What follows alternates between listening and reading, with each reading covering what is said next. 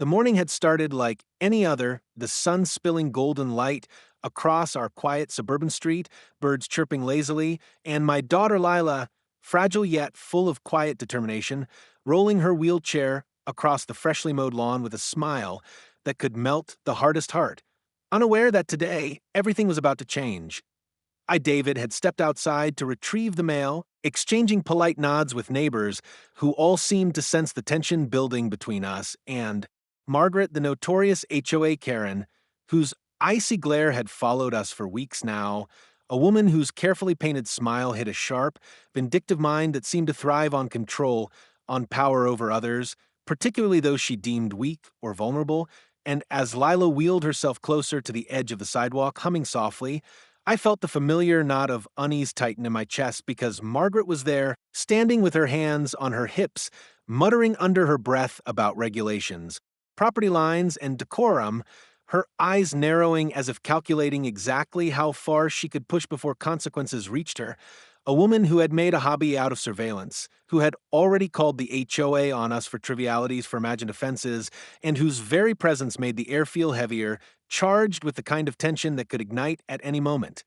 Yet Lila, oblivious to the brewing storm, continued her small, joyful movements, turning to wave at a neighbor's cat, laughter in her voice, and I watched her, heart swelling with pride but also pounding with anxiety, because I knew Margaret's kind of cruelty did not announce itself politely. It crept in, it whispered, it struck in moments when the world seemed calm, and today, for reasons I could not yet fathom, Margaret's patience had worn thin. Her eyes flicking to the pole at the edge of the lawn, a seemingly ordinary wooden post that now, in her mind, became an instrument of control, of punishment, and I sensed the shift immediately, the sudden tightening of her jaw, the almost imperceptible step forward,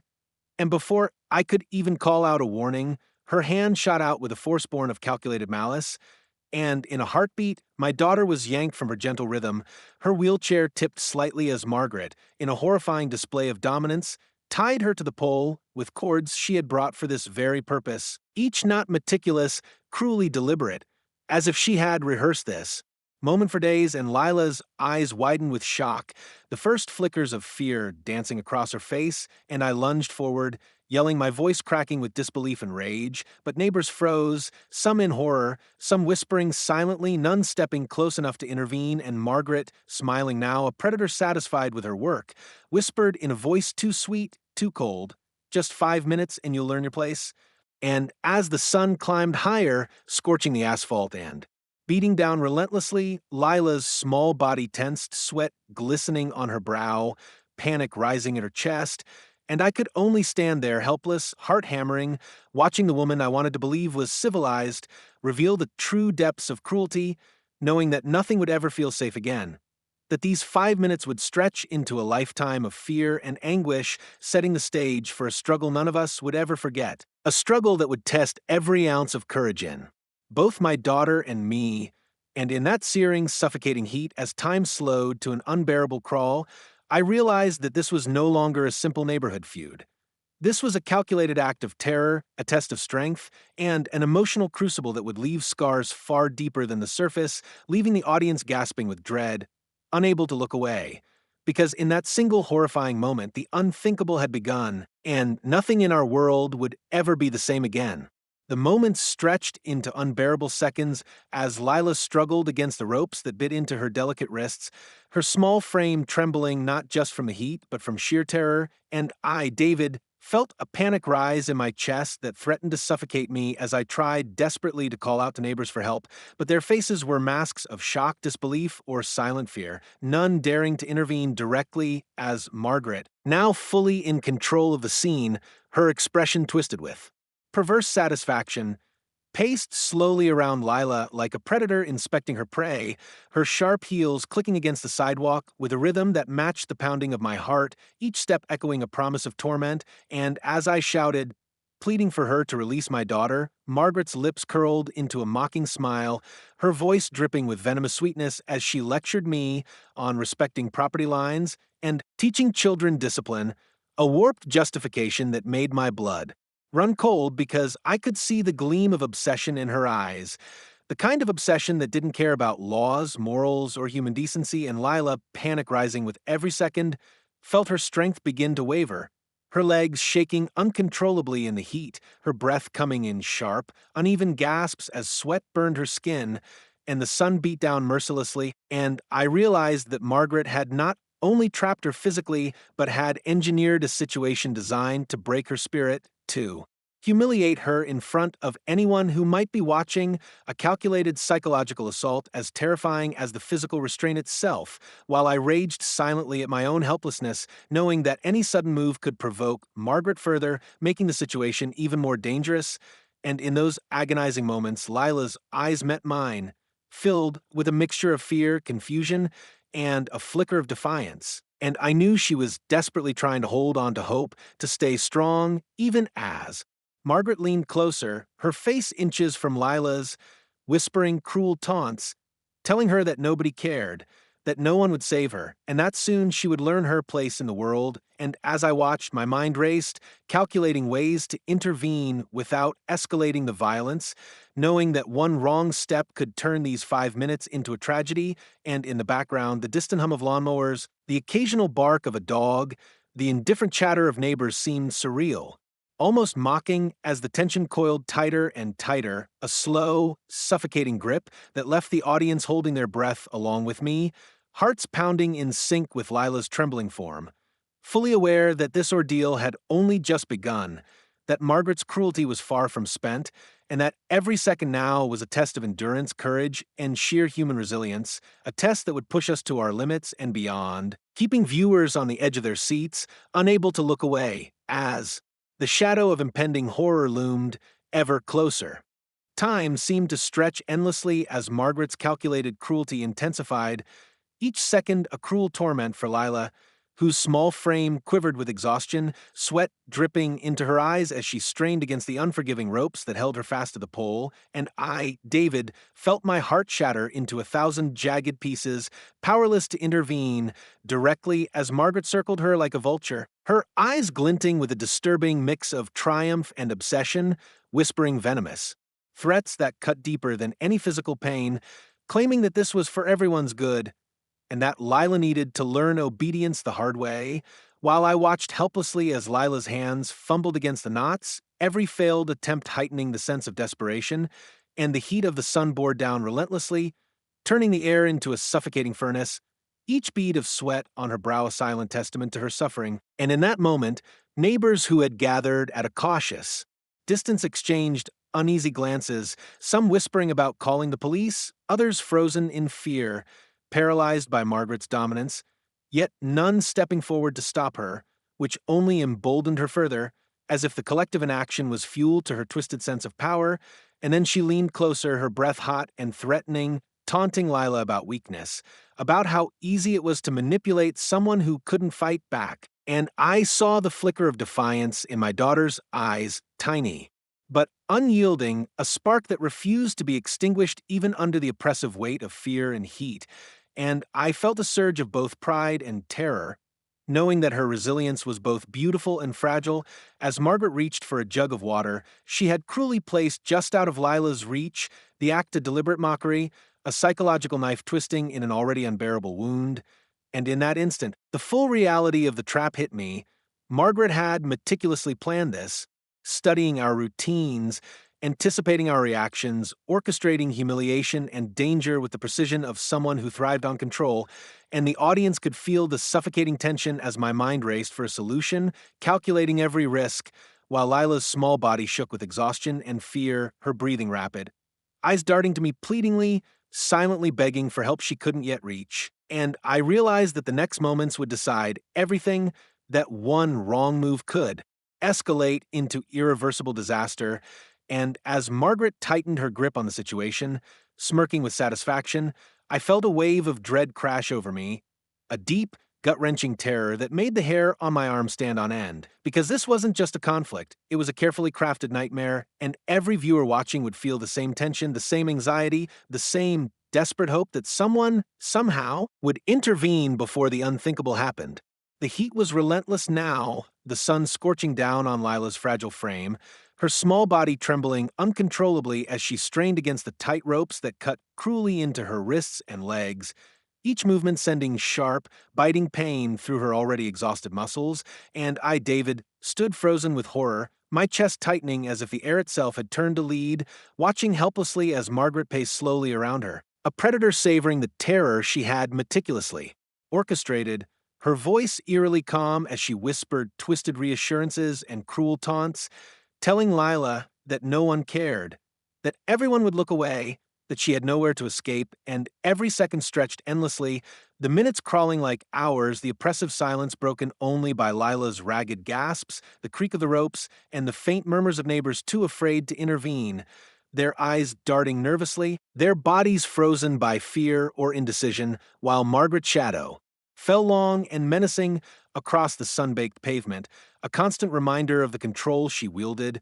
and I felt a surge of desperation and rage battling for dominance in my chest, my mind racing for any possible way to free her without provoking greater violence, but every idea seemed impossibly risky, every move a potential trigger for further cruelty, and Lila's eyes, wide with fear yet glimmering with stubborn defiance, met mine, silently begging for strength and courage she could not summon alone. As her breathing grew labored, her skin flushed and glistening with sweat, her small body shaking in both fear and the relentless heat, and Margaret, noticing the strain but twistedly delighted by it, leaned closer, tracing a finger along the edge of Lila's tied hands, whispering that she would break soon if she did not obey, a statement that sent a chill down my spine, because it was not merely a threat, it was a prediction that seemed terrifyingly inevitable, and the audience could feel every heartbeat, every gasp, every ounce of terror, the suspense nearly suffocating as time slowed,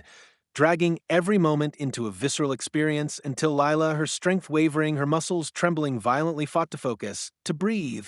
to hold onto the small spark of defiance that had always burned within her, refusing to let Margaret's cruelty extinguish it completely, and I, feeling both helpless and fiercely protective,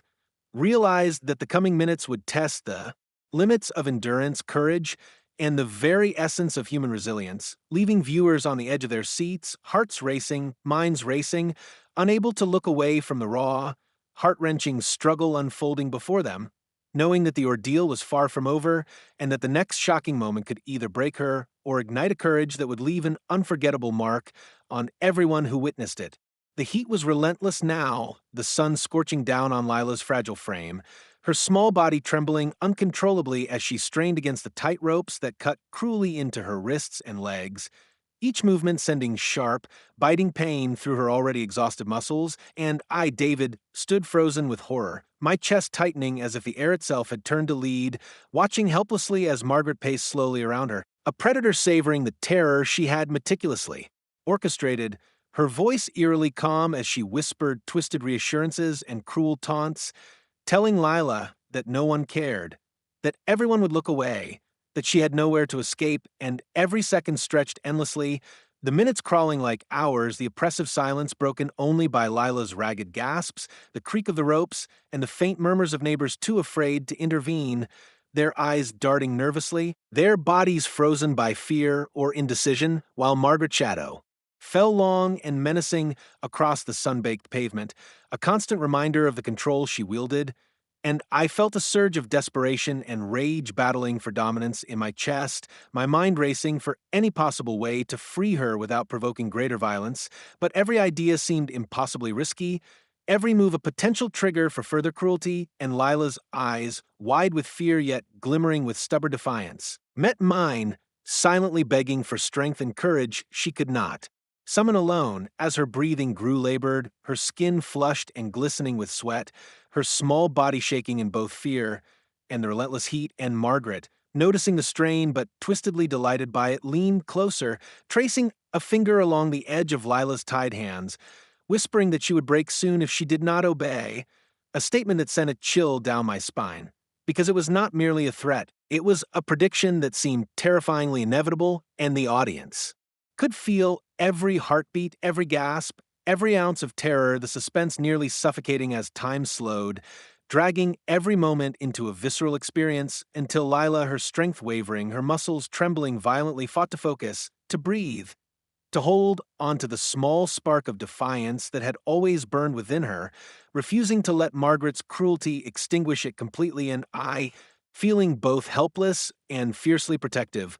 realized that the coming minutes would test the limits of endurance, courage, and the very essence of human resilience, leaving viewers on the edge of their seats, hearts racing, minds racing, unable to look away from the raw, heart-wrenching struggle unfolding before them, knowing that the ordeal was far from over and that the next shocking moment could either break her or ignite a courage that would leave an unforgettable mark on everyone who witnessed it. The unbearable heat and relentless tension finally took their toll, and in a heart-stopping moment, Lila's small body gave way. Collapsing against the unforgiving pole, her face pale, sweat streaming down her cheeks, lips trembling as she gasped for air, and I, David, felt a surge of terror so intense it threatened to crush me, my hands shaking as I tried to reach her to lift her.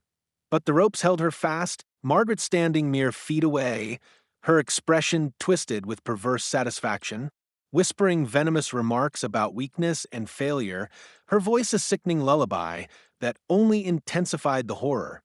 While the neighbors who had gathered froze, their faces masks of shock, disbelief, and fear, some whispering about calling emergency services, others too paralyzed to act, and in that instant, the world seemed to shrink down to the heat, the ropes, the terror etched into my daughter's features, the cruel smile of a woman who had orchestrated every second of this nightmare with terrifying precision, and Lila's eyes, wide with panic and pain, flickered toward me, searching desperately for a lifeline, a sign that she was not truly alone. While my mind raced through every option, every potential intervention, knowing that one wrong move could escalate this tragedy beyond comprehension, and the sound of her shallow, ragged breaths echoed like a drumbeat of terror, each one a reminder of how close we were to catastrophe. Yet, even as her body sagged against the pole, I caught a glimmer of resilience in her gaze,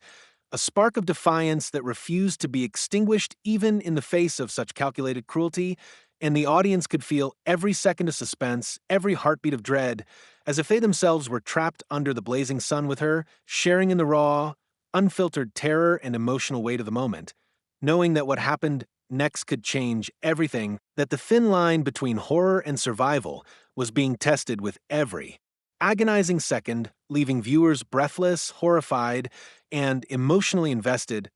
unable to look away as the story reached its most intense and devastating point yet. The chaotic scene that followed Lila's collapse seemed to stretch time itself, every second loaded with panic and uncertainty, as I, David, finally reached her side, my hands trembling as I struggled to untie the cruel knots Margaret had fastened with painstaking precision, the ropes biting into her wrists and legs, while the scorching sun made every movement a torment, sweat stinging my eyes as Lila's shallow breaths tore at my heart, and Margaret, standing back with a twisted smile, watched, as if she had orchestrated the entire ordeal as a performance, her calm detachment only fueling my rage and disbelief, neighbors beginning to murmur and shift uneasily, some dialing emergency services, others frozen by fear or indecision. And as paramedics arrived, their presence a small beacon of hope, I felt a mixture of relief and lingering dread, knowing that Margaret's obsession was far from over and that her cruelty had left invisible scars that would take far longer to heal than the physical ones. While Lila, finally free of the ropes, leaned weakly against me, her body trembling from exhaustion, her eyes still wide with fear, but now glimmering with a fragile sense of survival and defiance, and the audience could feel every ounce of tension and emotion, sharing in the relief, the lingering horror, the adrenaline-fueled fear, as police began questioning Margaret, her smugness slowly fading into irritation and thinly veiled panic, neighbors gossiping in hushed tones, the reality of what had just occurred settling in like a heavy shadow, and I realized that while this chapter of terror was ending, the psychological scars, the fear, and the anger it had unleashed would reverberate far beyond these few agonizing minutes, leaving viewers riveted as they witnessed not just the immediate aftermath, but the ripple effects of cruelty, courage, and resilience, knowing that the story was far from over, that justice, accountability, and perhaps revenge were still on the horizon, and that every viewer, emotionally drained yet captivated, would be compelled to see how this battle would ultimately resolve, holding their breath for the final section that promised both catharsis and a lasting, unforgettable impact. The tension that had gripped the neighborhood for what felt like an eternity finally began to release, though the echoes of terror still lingered like a shadow, as Lila, exhausted but alive, leaned weakly against me. David, her eyes filled with a mix of fear, relief, and an unspoken strength that had carried her through the unimaginable ordeal, while Margaret, confronted by both law enforcement and the whispers of outraged neighbors, could no longer hide behind her polished veneer of control and civility, her face tight with panic and indignation as officers carefully detailed the consequences of her actions. The cords she had so cruelly used now evidence of her obsession and cruelty, and as paramedics checked Lila, ensuring she was physically unharmed beyond exhaustion and minor injuries, I felt a wave of gratitude so profound it nearly knocked me off my feet, mingled with a simmering anger toward the woman who had dared inflict such terror on my child. Yet, even as relief began to wash over us, the emotional weight remained, the knowledge that such cruelty existed, that people could be so calculating and merciless, leaving indelible marks on both body and spirit, and neighbors, who had once stood frozen in fear, began to rally quietly, some expressing deep remorse for their inaction, others offering support and solidarity, while Lila, gathering the last shreds of her courage, managed a faint, defiant smile, the spark of her resilience shining brighter than the sun that had threatened to break her just moments before, and I realized that though the ordeal was over, the story of survival, courage, and the triumph of spirit over cruelty would remain with us forever, leaving viewers emotionally drained yet deeply satisfied, having witnessed the full arc of suspense, horror, and eventual justice, a journey that tested the limits of fear and hope, and ultimately delivered a powerful message about the strength of the human heart, the bonds of family, and the undeniable truth that even in the darkest moments, resilience, courage, and love can prevail, a conclusion that would resonate long after the final moment, ensuring that every viewer, gripped by emotion, would remember Lila's struggle, her bravery, and the unwavering strength that allowed her to endure and survive Margaret's calculated cruelty.